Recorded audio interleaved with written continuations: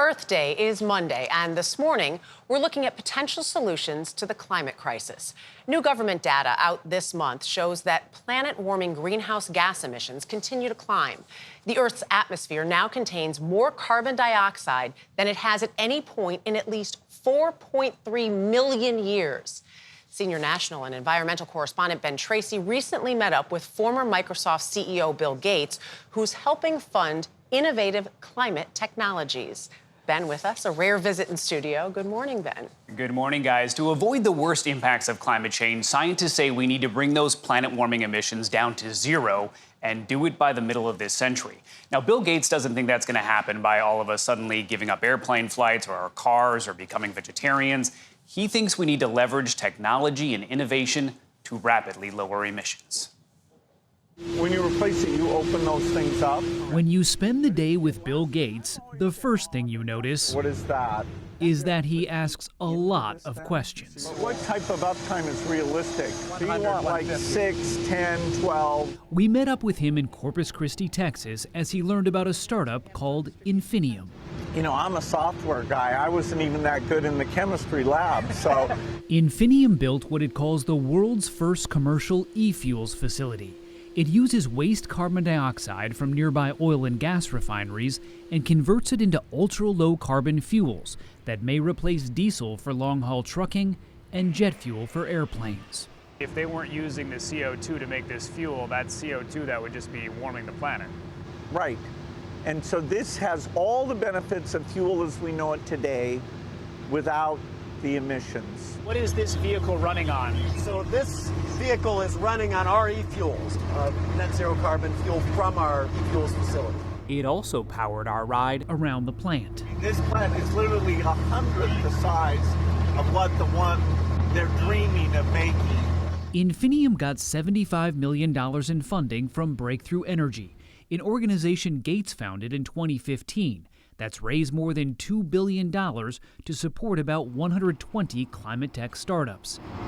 They're trying to transform everything from how we make cement and clothing to how we power our lives, and even how we turn the pollution we can't eliminate into bricks that are buried underground.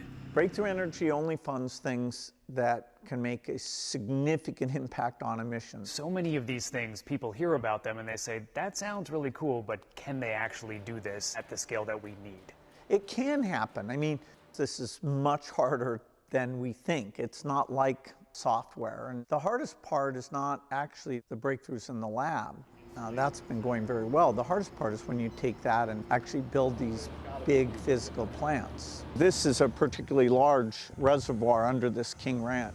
One of those big plants will be built here on the largest cattle ranch in Texas. It will be a direct air capture facility, which sucks in planet-warming carbon dioxide and buries it underground. This term, direct air capture, means that they're just pulling it out of the air. This facility in Iceland is currently the world's largest operating plant, removing about 4,000 tons a year, not even a drop in the CO2 bucket.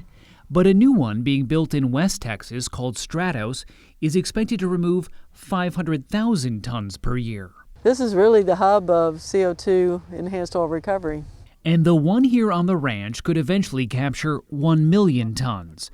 They are being developed by oil and gas giant Occidental, which plans to build 100 of them with the help of federal tax credits.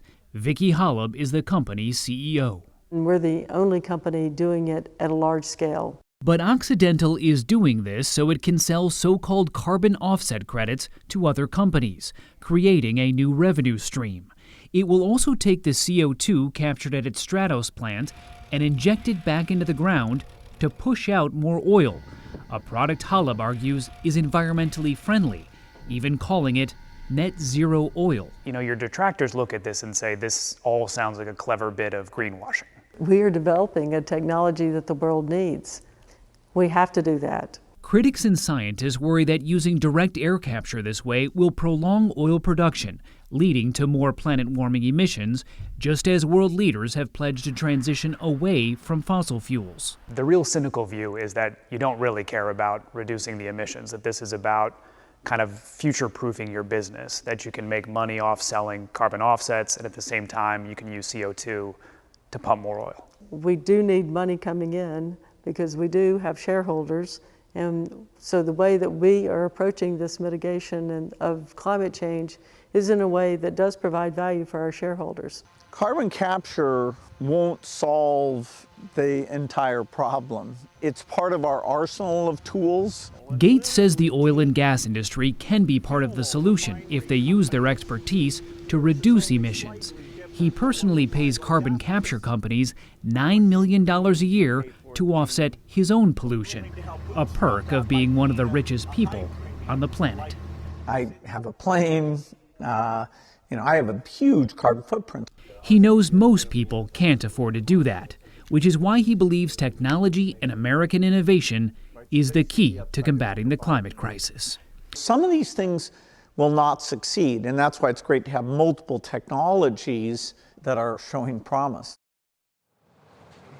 One thing does not solve the problem here, because I was saying, what do you do with that carbon underneath? So then you're going to produce more oil, but that's part of the problem here. Yeah, so some of the technology will be used to sequester carbon forever. It goes into rock formations in the ground. It can never heat the planet again. That's good. If you're going to use it to pump more oil, that's very questionable because you're not really solving the problem because those emissions will get burned out of an airplane or a tailpipe at some point. It's a combination of things. It's relying on the technology to adapt to it, which I think we sometimes underestimate how we can fix it with new technology, but also reducing emissions now. Yeah, none of these things are silver bullets. We need a lot of different things. Al Gore once said to us, it's silver buckshot. It's not a silver bullet. Yeah. So it's going to take a lot of different technologies to figure out. Totally love that. It's really good to have you. I know, it's so good to see you in person. Thank you. You do It's been a such long great time. stuff for us. Thank you.